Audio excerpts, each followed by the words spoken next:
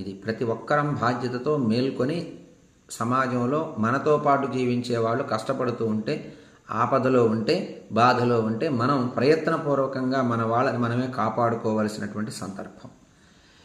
ఇది ఈ ప్రాంతమా ఆ ప్రాంతమా అనేటటువంటిది ఏమీ లేదు. ఎందుకంటే ఎన్డీఆర్ఎఫ్ బృందాలు ఎక్కడి వారు, మనకి ఎంత సేవ చేస్తున్నారు? మరి మిలిటరీ సైన్యం ఎవరైతే ఉన్నారో వారు వచ్చి మనకి సేవ చేయటం లేదా?